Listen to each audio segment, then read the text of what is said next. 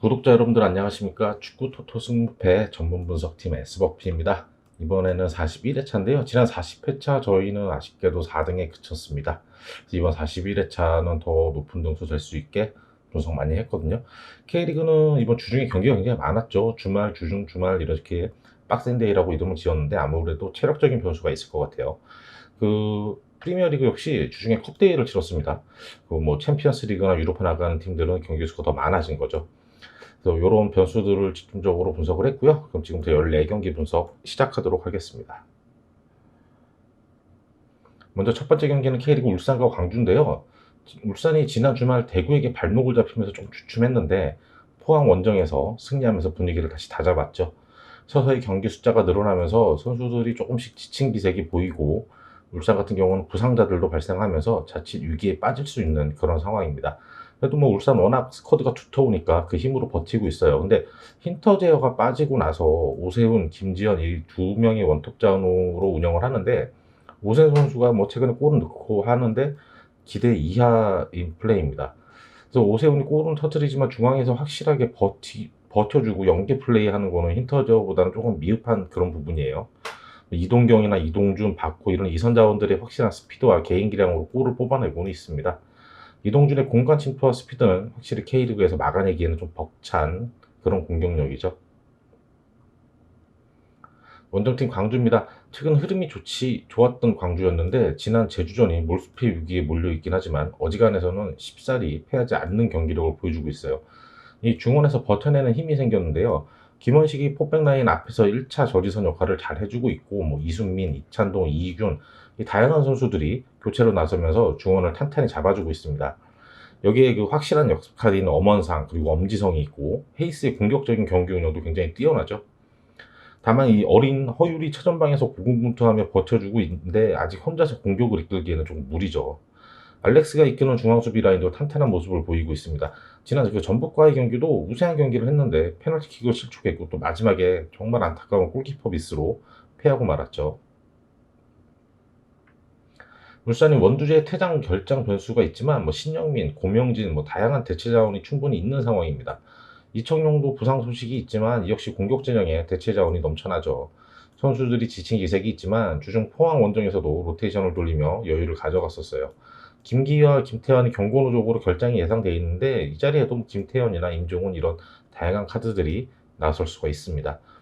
광주는 강등권 탈출을 꿈꾸며 중원에 버텨내는 힘 그리고 역습 카드로 힘을 받고 있는데 마지막 고비를 조금 넘어서지 못하는 모습입니다. 아무래도 하이올 원톱 카드로는 무리죠. 역습 역시 광주의 역습도 서령우, 홍철, 김태환 이런 울산 풀백의 스피드가 굉장히 좋아요. 광주가 저항하려고 하겠지만 울산 홈에서 울산이 무너질 변수는 크게 없어 보입니다. 이 경기 울산의 승 예상합니다. 두 번째 경기는 전북과 인천 경기입니다. 홈팀 전북. 경기력은 만족스럽지 못한데 그래도 꾸역꾸역 승리를 챙겨가며 1위 싸움이 치열하죠. 주중 광주 원정에서는 아무래도 경기 수가 많아지며 로테이션을 돌렸는데 대체 수비수로 나섰던 구자령의 자책골로 자칫 위험에 빠질 뻔했죠. 상대 골키퍼의 실책이 아니었다면 못 이겼을 경기입니다. 그래도 이 경기에서는 일류첸코와 구스타보 이 투톱의 파기력은 확실히 확인할 수 있었죠. 백승호도 확실히 폼이 올라오면서 공격 전개 시 빠른 템포의 패스 플레이로 팀 공격을 살려주고 있죠. 다만 최근에 그 문선민, 한기원, 송민규 이런 측면 자원들의 득점포가 침묵하고 있다는 점이 안타깝죠. 송민규 선수는 상대 골키퍼 실책으로 전북으로 와서 드디어 한 골 넣긴 했죠. 경기력은 떨어졌지만 그래도 확실히 전북은 어찌됐든지 간에 이겨내는 그런 힘을 갖고 있는 것 같아요. 그리고 스쿼드도 원체 두터운 팀인 만큼 체력적인 변수도 별로 없어 보입니다. 원정팀 인천입니다. 잔류왕 인천의 상위 스플릿 진출 목표가 좀 흔들리고 있죠. 후반기 들어서며 안정적인 수비력을 바탕으로 그 투톱 역습 패턴으로 상승세를 탔었는데 최근 김광석의 부상 이탈로 수비 조직에 균열이 생겼고 4경기째 승리가 없고 이 와중에 3연패 부진을 겪기도 했죠. 강민수, 오반석, 델브리지 이 3백 자원들이 건재하긴 한데 수비진을 리드하던 이 김광석의 결장 공백이 좀 커 보입니다. 중원에서도 오른쪽 측면을 책임지던 김준엽이 수술로 전력에서 제외됐죠. 갑작스런 부상 발생으로 어려운 시기를 맞이한 인천입니다. 무고사와 김현 이 투톱의 파기력은 나쁘지 않지만 뒷문이 불안하다 보니 전체적으로 라인을 올리지 못하면서 공격 전개에도 좀 어려움이 있어요. 최근 경기력이 불만족스러운 전북이지만 어떻게든 이겨내는 힘을 가지고 있죠. 그리고 일류첸코와 구스타보 투톱의 확실한 파괴력은 확인할 수 있습니다. 지금 백승호와 김보경의 컨디션이 조금씩 좋아지고 있고 측면 자원들의 득점 지원은 떨어지지만 이 선수들 확실히 위협적이긴 해요. 인천이 수비적으로 막아서면 역습 기회를 노리겠지만 홍정호 중심의 중앙 수비 라인 그리고 측면에서 만약 최철순이 나선다면 인천의 역습 카드도 좀 무용지물일 것 같습니다. 아무리 흔들려도 전북은 전북이죠. 전북이 홈에서 인천에게 잡힐 변수는 별로 없어 보이네요. 이 경기도 전북의 승 예상합니다. 세 번째 경기는 대구와 수원FC 경기인데요. 대구가 경기 수가 많아지고 부상 변수가 발생했지만 흔들리지 않고 있습니다. ACL 나고야 원정에서 정태욱이 발목 부상을 당하며 전력에서 이탈했지만 김진혁이 다시 수비 라인으로 내려오며 버텨내고 있죠. 라마스가 합류한 중원의 공격적인 성향이 더욱 뚜렷해지고 있고 이 라마스의 넓은 시야, 정확한 패스 플레이로 세징야의 짐을 확실히 덜어주고 있죠. 세징야 에드가 콤비의 공격력이 최근 폭발하고 있지만 두 선수에게만 너무 공격 포인트가 집중되는 상황이죠. 중원의 짜임새는 좋아졌지만 아직도 세징야가 침묵할 경우 팀 공격의 해법이 보이지 않습니다. 더군다나 이번 경기는 그 센터백 박한빈도 경고 누적으로 나서지 못해서 수비 라인의 균열이 조금 더 커질 그럴 경기입니다. 원정팀 수원FC죠. 상승세가 심상치 않습니다. 뭐 5월까지만 해도 또 다시 강등 걱정을 했었지만 라스와 무릴로 콤비의 공격력이 폭발하면서 이 상위 스플릿은 물론 ACL 출전권도 노릴 만한 상황이에요. 최전방에서 라스가 확실히 마침표를 찍어주고 상대 수비를 괴롭히자 이선 자원들의 공격 가담도 늘어나면서 공격적인 축구를 구사하고 있죠. 전북과 울산에 이어서 최다 득점 3위입니다. 중원에서는 박주호 중심의 안정적인 플레이가 인상적이고 무릴로와 이영재의 공격 전개도 굉장히 뛰어난 편입니다. 양동현도 부상에서 복귀하며 라스의 파트너로 좋은 호흡을 보여주고 있고 잭슨이 합류한 수비 라인도 굉장히 든든하죠. 라스의 부활과 함께 전체적인 팀 밸런스가 굉장히 안정적인 팀입니다. 공격수들의 기량이 돋보이는 두 팀의 맞대결이죠. 아무래도 치열한 공방전이 예상되고 있습니다. 대구는 센터백들의 결장으로 고민이 클 거예요. 특히 그 정태욱이 빠지면서 높이 싸움에서 수원의 우위를 가져가기 힘들어 보이죠. 라스가 키가 굉장히 큰 공격수입니다. 수원은 박주호가 중원에서 세징야를 앞세운 그 대구의 공세를 1차적으로 저지하려고 할 거예요. 팽팽해야 할 경기지만 센터백들의 결장이라는 결함, 이게 대구의 발목을 잡을 것 같습니다. 대구가 홈에서 수원의 공세를 막아내기에 조금 벅차 보이는 경기네요. 이번 경기 대구의 패 예상합니다. 네 번째는 첼시와 맨시티의 경기인데요. 먼저 홈팀 첼시입니다. 리그 무패 선두를 달리고 있죠. 챔스 첫 경기에서도 제네트를 상대로 우세한 경기 펼치며 승리했어요. 주중 컵대회에서는 로스테이션을 돌리며 어려운 경기를 했지만 승부차기 끝에 승리해서 다음 라운드 진출했죠. 원체 팀 밸런스가 잘 잡혀 있고 루카쿠까지 합류하며 공격의 짜임새에 다양성도 생기면서 더욱 강해졌죠. 루카쿠의 강력한 원톱 전술에 마운트, 하베르츠, 베르너 이 다양한 이선 자원들의 공격력도 막강합니다. 최근 부상 우려가 있었던 캉테도 컨디션 회복하며 주말 토트넘전과 주중 컵대회 경기에서 컨디션을 점검했죠. 원체 팀 전력이 좋고 스쿼드가 두터워 연이은 경기에도 아직 시즌 초반인 만큼 큰 타격이 없을 첼시죠. 원정팀 맨시티입니다. 개막전 패배 이후 순항하고 있지만 지난 주말 리그 사우샘퍼의 경기에서 약점이 드러났죠. 탄탄한 중원 짜임새를 바탕으로 우세한 경기를 펼치지만 최전방 원톱의 해결사의 부재로 어려운 경기가 나오기도 합니다. 사우샘퍼 원정에서 실수 없이 두드렸지만 결국 결정적 한 방이 나오지 않으면서 0대0 무승부였죠. 다양한 이선 자원들의 득점력이 뛰어나지만 최전방에서 확실히 버텨주는 선수가 없는 이 부분이 맨시티로서는 아쉬운 상황이죠. 주중 컵대회에서는 하이리그 팀 상대로 로테이션 돌리며 여유롭게 승리했죠. 원체 유기적인 플레이가 뛰어난 팀인 만큼 쉽사리 무너질 상황은 없겠지만 촘촘한 수비적인 팀을 상대로는 고전할 상황이 종종 생기는 것 같습니다. 최상위 클래스 팀들의 맞대결이죠. 누가 이겨도 이상하지 않을 매치업입니다. 지난 시즌 챔피언스리그 결승전 매치업이죠.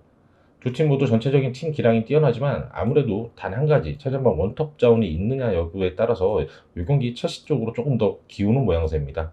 루카쿠가 합류한 첼시의 파괴력이 맨시티의 유기적인 패턴 플레이에 비해서는 조금 더 앞서 보이네요.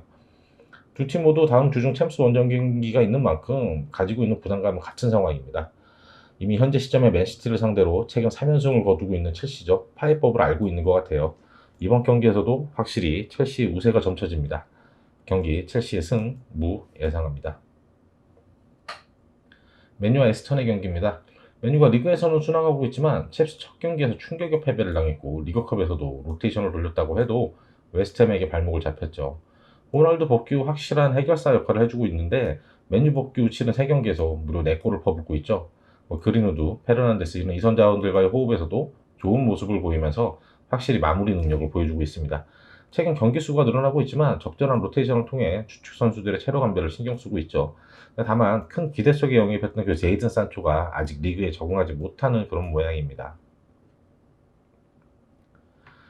에스턴이 주말 리그 경기에서 에버턴을 상대로 3대0 완승을 거두며 리그 두 번째 승리를 챙겼죠.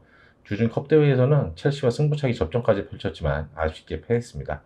이적생 데니스가 최전방을 책임지며 리그 5경기에서 2골로 예상보다 골수는 적지만 최전방에서 몸싸움과 연계 플레이 힘쓰며 공격을 이끌고 있죠.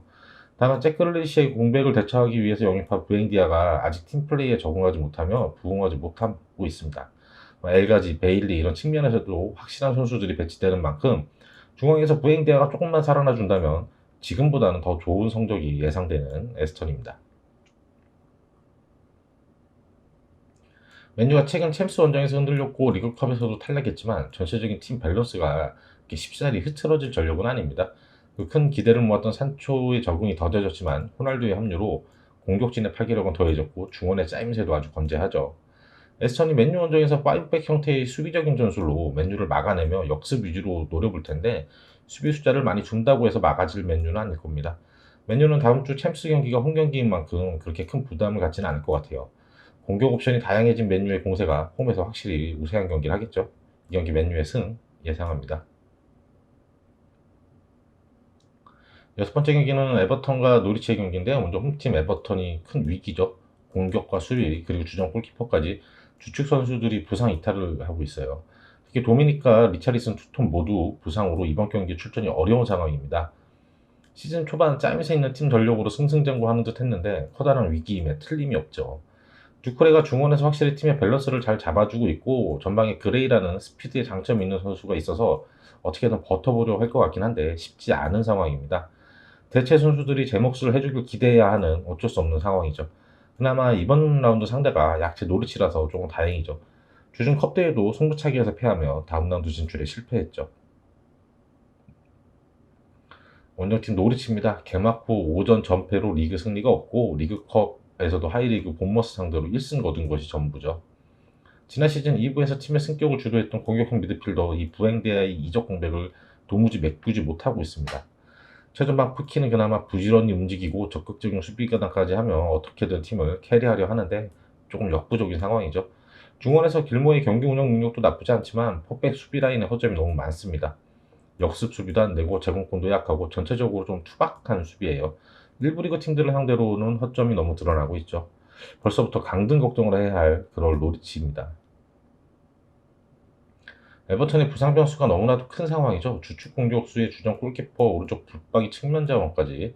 그런데 이번 상대가 노리치입니다. 어지간한 상대팀이라면 에버턴의 패배를 예상해도 이상하지 않을 전력 누수인데 올 시즌 노리치가 보여주는 모습은 일부에서 생존하기 힘든 그런 경기력이죠. 그레이, 타운샌드 이런 에버턴의 측면에서 변수를 만들어낼 자원들을 앞세워서 홈에서 이기는 축구를 하려고 될 거예요. 에버턴이 부상 결장으로 마무리 능력이 떨어지는 상황인 만큼 무승부 가능성도 열어두는 것이 좋을 것 같습니다. 이 경기 에버턴의 승, 무 예상합니다. 일곱 번째 경기는 리즈와 웨스트햄 경기입니다. 리즈의 초반 부진이 길어지고 있죠. 자석 경기가 지났지만 아직 승리가 없습니다. 뉴캐슬, 벌리 이런 약체를 상대로도 승리를 못 거두고 있어요. 벤포드의 득점포도 한 골이 걷으며 부진하고 있고 왼쪽 날개 잭 해리슨의 부진이 더해지면서 공격이 잘 안 풀리고 있습니다. 왼쪽 측면을 책임지고 있던 해리스는 부상자 명단에 이름을 올렸고 하피나 역시 정상 컨디션이 아니라는 소식입니다. 약간 부상 의심이 있다는 보도예요.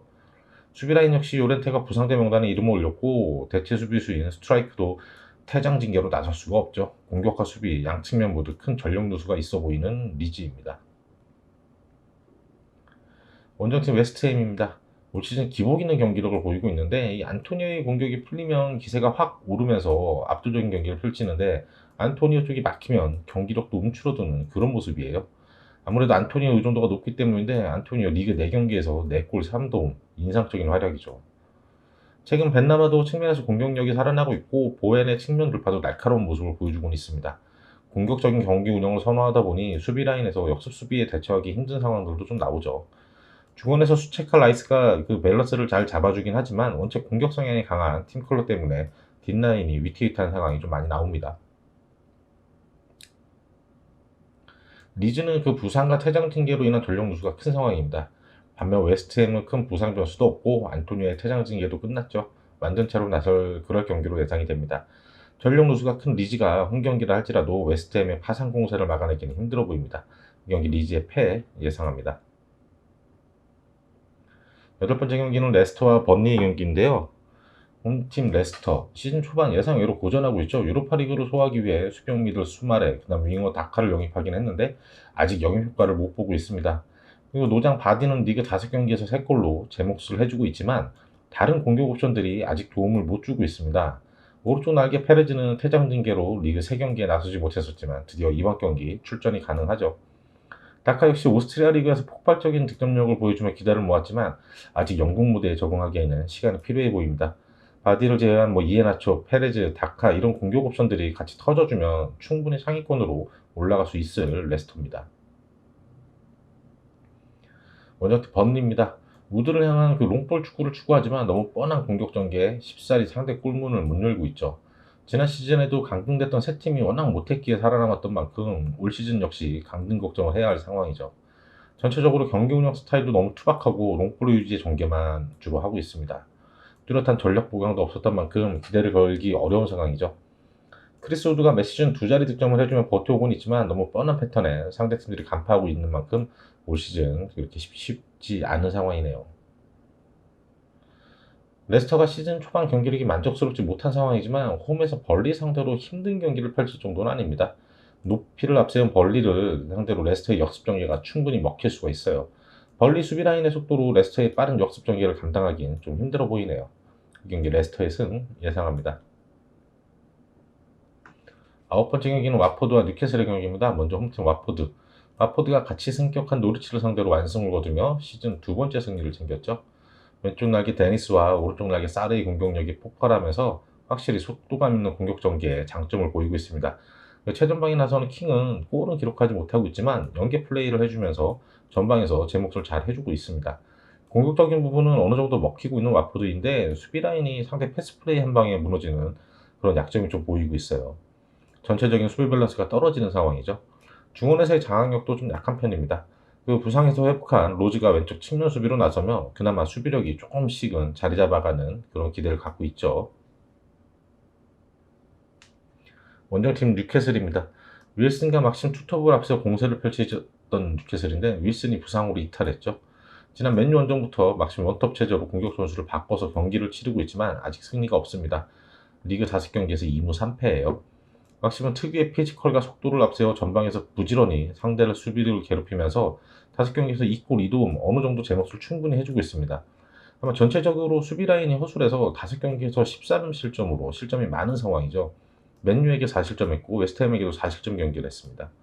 아스날에서 윌록을 완전 영입으로 데려온 것 외에 뚜렷한 전력 보강도 없었던 만큼 올 시즌 역시 조금 힘든 시즌이 되지 않을까 하는 전망입니다. 올 시즌 하위권이 예상되는 두 팀이죠. 그나마 와포드는 공격진의 조합이 맞아떨어지며 공격적인 운영에서는 좋은 그림을 보여주고 있습니다. 좌우 측면에서의 돌파와 크로스 그리고 박스로 치고 들어오는 이 공격들이 굉장히 날카로워요. 반면 뉴캐슬은 윌슨이 부상으로 전력이 이탈하면서 공격력도 약화됐고 도무지 수비 라인이 정비가 안 되고 있습니다. 리그 5경기 모두 실점하며 허술한 모습이죠. 데니스와 사르를 앞세운 와포드의 공세를 뉴캐슬이 막아내기는 좀 벅차 보이네요. 경기 와포드의 승 예상합니다. 열 번째 경기는 브렌트포와 리버풀의 경기입니다. 먼저 홈팀 브렌트포드. 승격팀답지 않게 초반 리그에 순항하고 있죠. 지난 주말 울버햄튼을 상대로 경기 주도권은 내줬는데 2대0 승리를 챙겼죠. 투톱 토니와 은베모가 한 골씩 기록하며 리그 2승째를 챙겼습니다. 확실히 일부에서도 어느 정도 먹히는 공격 조합임을 확인할 수 있었죠. 특히 이 토니는 저돌적인 몸싸움으로 박스 안에서 굉장히 위협적인 그림을 많이 만들어냅니다. 울버햄튼과의 경기에서도 이런 저돌적인 모습이 결국 상대 페널티킥을 이끌어냈죠. 노르가드가 중원에서 중심을 잘 잡아주고 3백 라인의 수비력도 준수합니다. 3의 전형으로 나서는데 무게중심을 낮추며 수비에 안정감을 주고 있죠. 원정팀 리버풀입니다. 올 시즌 초반 확실한 공격력으로 순항하고 있죠. 수비라인 역시 반다이크가 부상에서 회복하며 든든한 뒷라인을 지켜주고 있죠. 살라, 조타, 마네 이 3톱의 화려한 공격력을 뽐내고 있습니다. 특히 시즌 초반 이 살라가 최상의 컨디션을 보여주며 팀 공격을 주도하죠. 중원에서도 파비뉴 중심으로 뭐 핸더슨, 케이타, 뭐 알칸타라 등 다양한 선수들이 상대에 따라서 다양하게 변화를 주면서 조합을 하고 있습니다. 뭐 체력 안배에도 문제가 없어 보입니다. 올 시즌 현재 리그에서 유일한 실점이 첼시의 기내 한 골밖에 없죠. 공격진의 화력이 더욱 막강해진 상황에서 수비 라인의 안정세도 좋아진 리버풀입니다. 두 팀의 첫 맞대결입니다. 그 브랜트포드가 개막전 아스날을 상대로 홈에서 이변을 일으켰지만 이번 상대 리버풀에게는 좀 벅차 보이죠. 브랜트퍼가 수비적으로 내려서며 토니 응벤무 투톱을 향한 역습 위주로 나서겠지만 이 리버풀의 탄탄한 수비 라인이 충분히 다 커트해낼 것 같아요. 더군다나 브랜트퍼가 이 실점으로 수비적으로 잘 버텨오긴 했는데 이 살라 중심의 리버풀의 3톱 파상 공세는 버거울 겁니다. 이변 없이 브랜트퍼의 패배가 예상되는 경기네요. 이 경기 브랜트퍼의 패 예상합니다. 여러 번째 경기는 수원과 서울의 슈퍼매치입니다. 먼저 홈팀 수원 드디어 길었던 무승고리를 끊어냈죠. 주중 강원과의 경기에서 난타전 끝에 3대2로 승리했습니다. 상대 자책골로 거둔 승리이긴 했지만 전체적인 경기력이 많이 올라온 모습이에요. 특히 김민우, 한석종 요 중원의 핵심 선수들이 폼이 올라오면서 중원의 짜임새가 좋아졌고 이를 바탕으로 측면 자원들도 좋아졌습니다.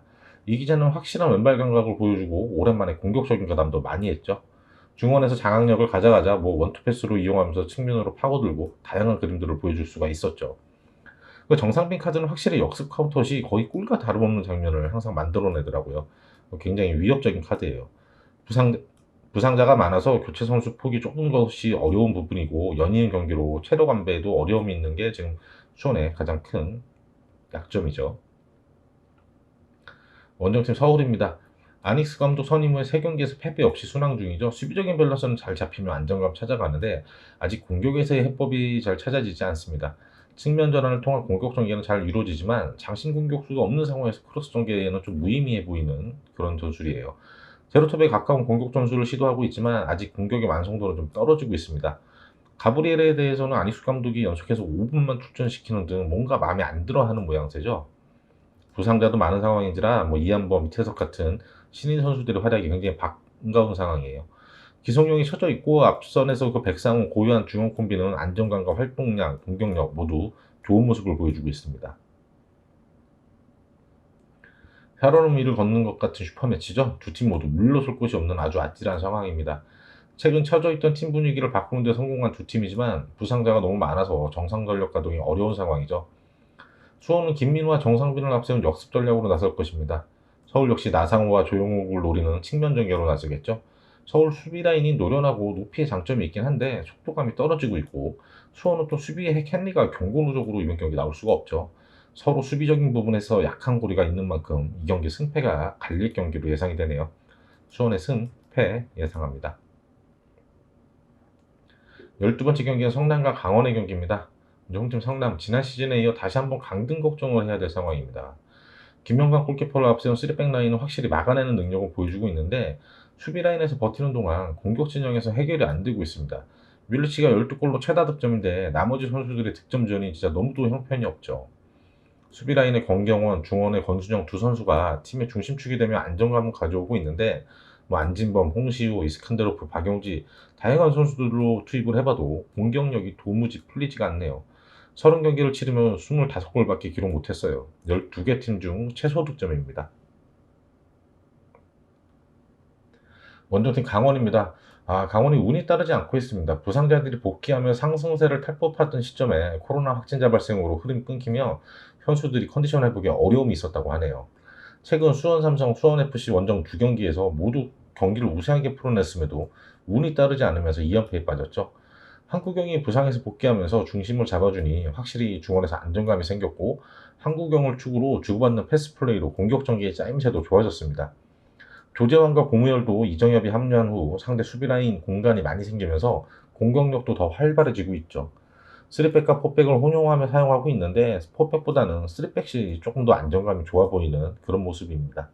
새롭게 합류한 츠베타노프는 그렇게 나쁘지 않은 모습이었죠. 레프트백으로 출전했었을 때.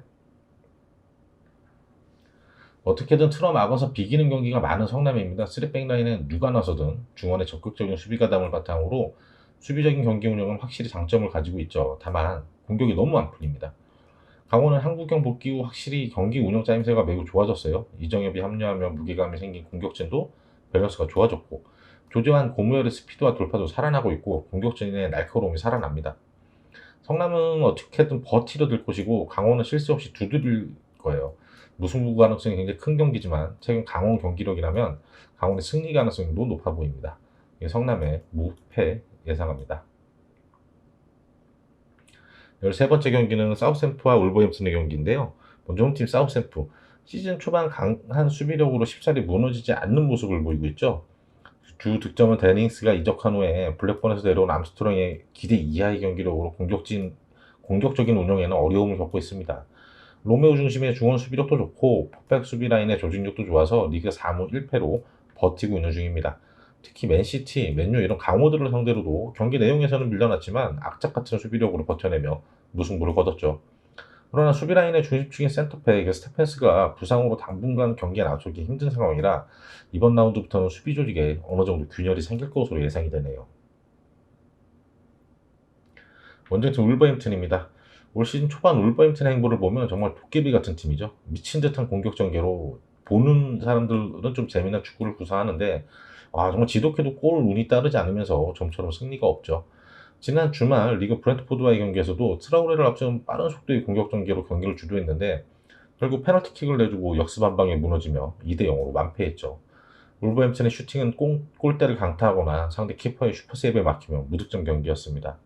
올 시즌 5경기에서 단 5실점으로 수비 라인도 나름 견고한 모습을 보이고 있는데 좀처럼 공격을 시도하는 빈도에 비해서 골이 안 터지고 있습니다. 트라우레, 트라캉, 그리고 시메네즈로 이어지는 쓰리톱의 공격 전개 속도는 굉장히 빠른 팀이죠. 주축 센터백 스테펜스의 부상 이탈로 경고하던 사우샘프의 수비 조직에 균열이 생길 수밖에 없네요. 울버햄튼의 빠른 공세로 사우샘프를 몰아칠 경기지만 울버햄튼의 골 결정력이 너무 떨어지는 만큼 무승부 가능성도 커 보이는 경기입니다. 트라우레, 트리칸 그리고 황희찬까지 빠른 선수들을 많이 가지고 있는 만큼 상대 체력이 떨어질 후반 울버햄튼의 속도전이 먹혀들 가능성도 커 보이네요. 울버햄튼은 최근 사우샘프 원정 2연승 중이기도 하죠. 이 경기 사우샘프의 무패 예상합니다. 마지막 14번째 경기는 아스날과 토트넘의 경기입니다. 아스날이 리그컵 포함 최근 3연승에 상승되죠. 그런데 경기 내용적으로 그렇게 완벽한 상황은 아닙니다. 강등권, 이 하위권에 머물 노리치와 벌리를 상대로 1대0 승리를 거뒀죠. 경기를 지배하며 우세하게 끌고 갔는데 단 한 골씩만 기록하는데 그쳤어요. 맨시티와의 경기에서 퇴장당하며 징계를 받았던 자카가 이번 경기에 복귀하며 중원에 안정감을 더해줄 것으로 기대되고 있습니다. 오바메양 외에 딱히 골을 터뜨려줄 기대감이 드는 선수가 없다는 것도 아스날의 문제점이죠. 이 라카제트가 아르테타 감독으로부터 좀 신임을 받지 못하면서 컵 대회에서만 풀타임을 소화하고 리그 경기에서는 아직 뚜렷한 모습을 보여주지 못하고 있습니다. 원정팀 토트넘입니다. 최근 4경기에서 승리 없이 부진한 모습입니다. 주중 울버햄튼과의 컵 대회에서는 승부차이 끝에 다음 라운드 진출에 성공했죠. 최근 리그에서 크리스탈, 첼시에게 연달아 3대 0으로 패하며 실점이 늘어났죠. 앞선 3경기에서 무실점 경기를 했지만 한 번에 무너지고 말았습니다. 크리스탈과의 경기에서는 후반 초반 탱가가의 퇴장으로 수적 열세에 넣으며 무너졌고, 첼시와의 경기에서는 상대에게 이렇다 할 힘도 못 써보고 전력 차이를 여실히 느꼈던 경기죠. 이적설이 나돌며 경기에 나서지 않았던 은돈벨레가 지금 3경기 연속 경기를 나서고 있지만 고질적인 약점인 수비력이 뒤처지고 있죠. 여기 모우라와 베르바인도 발목 부상을 안고 있는 상황이어서 출전 여부가 불투명합니다. 아스날은 시즌 초반 3연패 극악의 부진에서 벗어나며 서서히 궤도를 찾아가고 있지만 예전의 명성을 되찾기에는 무리입니다. 특히 공격 진영에서 마침표를 찍어줄 능력이 떨어지고 있죠. 토트넘은 케인이 폼이 서서히 올라오며 공격 진영에서는 어느 정도 해결이 될 것 같지만 최근 수비 라인에서 허점을 드러내며 무너지는 모습이었죠. 특히 최근에 세트피스 상황에서 실점이 많아지면 이건 전술적인 대비가 필요해 보입니다. 최근 부진한 두 팀인 만큼 무승부 가능성도 커 보이긴 한데 그래도 공격 진영의 활기가 좋은 토트넘이 우승 가능성이 더 커 보이네요. 이 경기 아스날의 무패 예상합니다. 마지막으로 41회차 14경기 최종픽 한번 확인해 보겠습니다. 1경기는 울산의 승, 2경기는 전북의 승, 3경기 대구의 패, 4경기 첼시의 승무, 5경기는 맨유의 승, 6경기 에버턴의 승무, 7경기는 리즈의 패, 8경기 레스터의 승, 9경기 와포드의 승, 10경기는 브렌트포의 패, 11경기는 수원의 승, 패, 12경기 성남의 무패, 13경기는 사우샘프의 무패, 14경기도 아스날의 무패. 이상으로 41회차 분석 마치도록 하겠고요. 저희 분석 영상 참고하셔서 구독자 여러분들 뭐 좋은 결과 있으시길 기대하겠습니다. 저희는 다음 42회차 분석 영상으로 다시 찾아뵙도록 하겠습니다.